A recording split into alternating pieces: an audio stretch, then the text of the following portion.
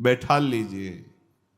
अगर प्रेम प्राप्त करना है, भगवत प्राप्ति करनी है, प्यास बुझानी है, तो ये हिम्मत, ये धैर्य धारण करना पड़ेगा। पग पग पर कष्ट घेर रहे हैं, राधा राधा राधा, पार करते चले जाओ, घबराना मत। हर शूल इस मार्ग के पथिक के चरणों का फूल बन जाता है। दूर से दिखाई देगा शूल, और जब चरण रखोगे तो बन जाएगा फूल। डरना नहीं, बस डरना नहीं। और माया के मार्ग में हर शूल फूल नजर आता है, फूल समझ करके रखा तो फंस गया। ऐसा शूल चुभा कि आह भी नहीं बोल पाता। बहुत धैर्यपूर्वक, कितना भी संकट पे संकट परिस्थिति हो, नाम नहीं छूटना चाहिए।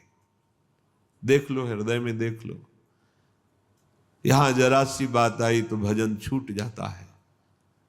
अरे जब शरीर ही छूटना है, शरीर ही छूट जाएगा तो इससे बड़ा दुख और क्या आएगा। और वो हमने पहले निश्चय कर लिया है कि मुझे भगवत प्राप्ति करनी, इसका मतलब देह राग पहले ही हम मिटा रहे हैं, फिर घबराना क्या। जरा सा कष्ट आया, भजन छूट गया, हाय हाय करने लगे।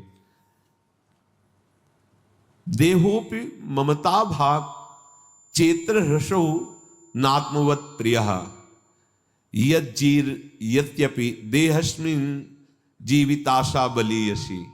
तुम जानते हो तुम जीना क्यों चाहते हो? जीना क्यों चाहते हो?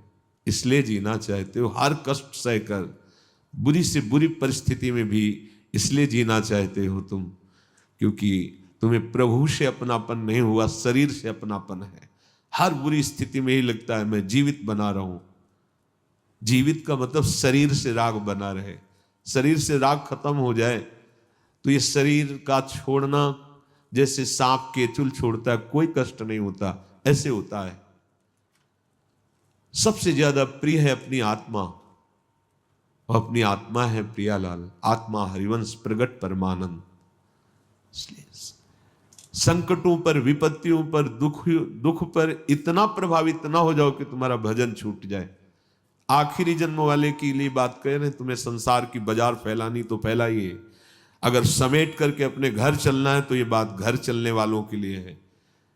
समेट लो, समेटे सो आशिक, फैले सो जमाना। फैलोगे तो जन्म जन्मांतर फैलते ही रहोगे। समेट जाओ। क्या अब चाहे कदम कदम पे संकट और विपत्ति हो, हमारे भजन का तार नहीं टूटेगा। जीत गए आप। पकड़ के देखो भजन। क्या ऐसा भजन पकड़ रहे हो?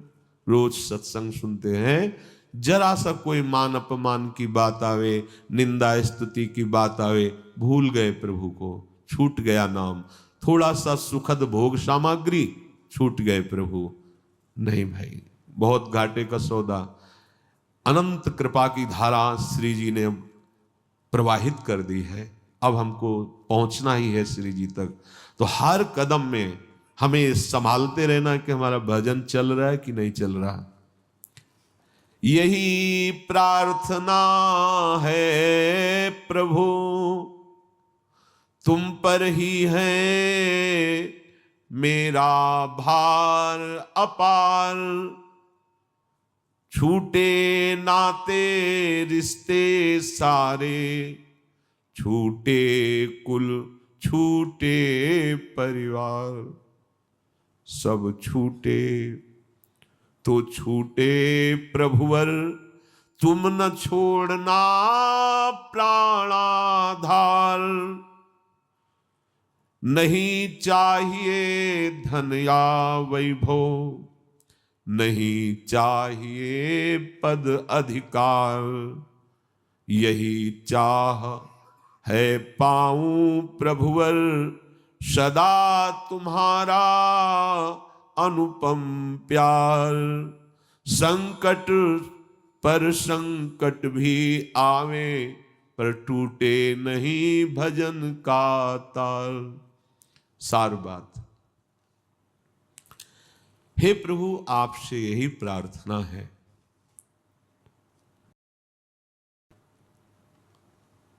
चाहे जितनी व्यथा की, दुख की परिस्थिति हो, जब मैंने अपने जीवन का भार आपको दे दिया है तो अब मुझे अपने दुख पर विचार करने का अधिकार नहीं रह गया है। ये बिल्कुल अच्छे से समझ लीजिए। जैसे मकान हमने दूसरे के नाम कर दिया, वो क्या व्यवहार उस मकान में करता है हमारा अधिकार नहीं, तो हम शरणागत हैं। हमारा शरीर, हमारा हृदय ये प्रभु के हवाले है। यदि वो चाहते हैं कि पग पग पर इसे दुख मिले, तो फिर हमारा विचार करने का अधिकार ही नहीं रह गया है कि मुझे दुख क्यों मिल रहा है।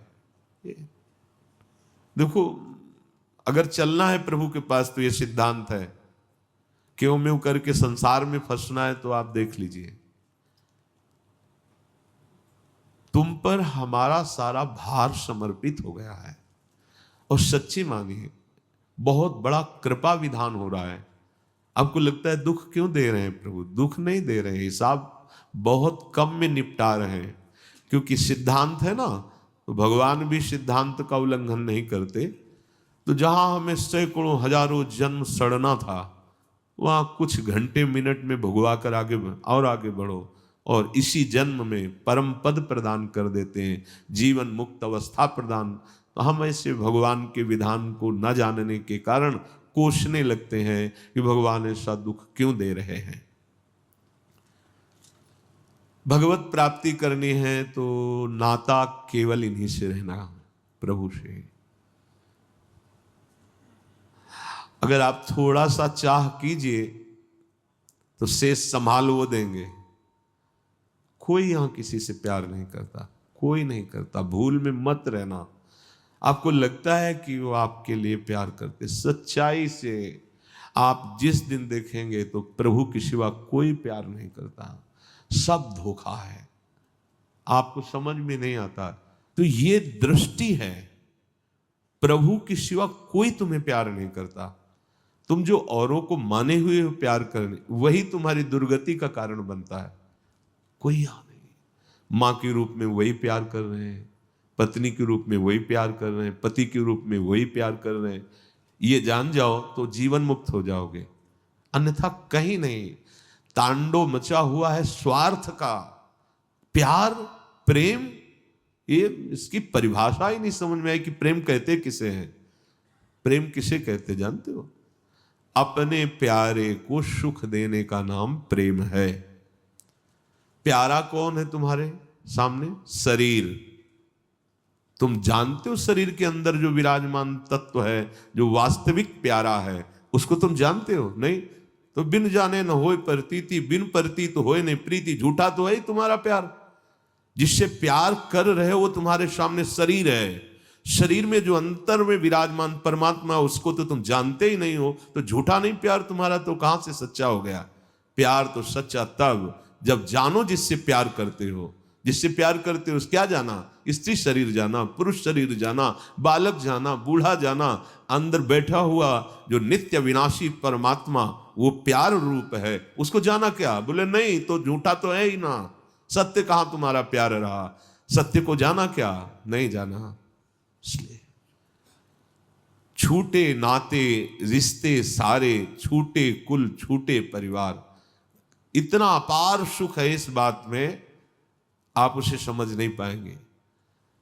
गोपीजन कहती हैं प्रभु से कि आप तो कह दिए कि हाँ ठीक है, वृंदावन की शोभा देख ली, आए, हमको भी देख लिया, तो चर अचर सबको हमारा रूप अच्छा लगता है, आपने देख, अब आप वापस जाओ। कैसे जाऊं? क्योंकि आपके सिवा कोई है नहीं, और मेरे मन को आपने बलात् ले लिया है, तो जाए भी शरीर तो करे क्या करे। और आप वापस करो मन। इनको वापस करना आता नहीं है, इनको छोड़ना आता नहीं है। इनका स्वभाव है, एक बार जिसको पकड़ लेते हैं,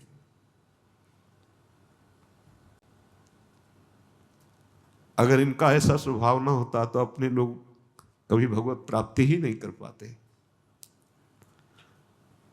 भगवान की ऐसी दुरंत माया है कि क्षण क्षण में आकर्षित करती रहती है। पर इनका स्वभाव एक बार जिसको पकड़ लिया ये छोड़ते नहीं, पार कर देते हैं, निहाल कर देते हैं। गोपीजन कहते वापस करो हमारा मन। और अगर आप इतने पे भी नहीं समझते तो आगे का जो शब्द था, आप जानते हैं सारे संबंध आपके चरणों में है, ये जीवन आपके चरणों, अभी आपके सामने इस शरीर को भस्म कर दूंगी। गोपीजन कहते अभी इस शरीर को तिनके की तरह नष्ट कर दूंगी, मैंने आपसे प्यार किया है। ये भगवान इसलिए बोल रहे थे कि हमारे रास में प्रवेश पाने का ऐसा जन अधिकारी होता है, कोई रिश्ता नहीं, कोई सुख नहीं, कोई मांग नहीं, कोई चाह नहीं, केवल कृष्ण, केवल कृष्ण, तब वो चिदानंद रास में प्रवेश पाए। हमारे जब तक हृदय में अन्य संबंध, अन्य भावनाएं, अन्य कोई अपना है, तब तक ये छुपे रहते हैं। नहीं, दर्शन मांगने की जरूरत नहीं है, ये ऐसे उदार हैं, ये खेलते रहते हैं साथ, ये प्रेमी जन ही जानते हैं, दूसरे नहीं। जब तक तुम्हारा इस संसार में कोई और है प्रभु के सिवा, तब तक तुम्हें याचना करनी पड़ेगी, दर्शन दे दो, ये कर दो, वो कर दो। और जिस दिन तुम्हारा कोई संबंध ही नहीं रहेगा, केवल एक इन्हीं से संबंध, तो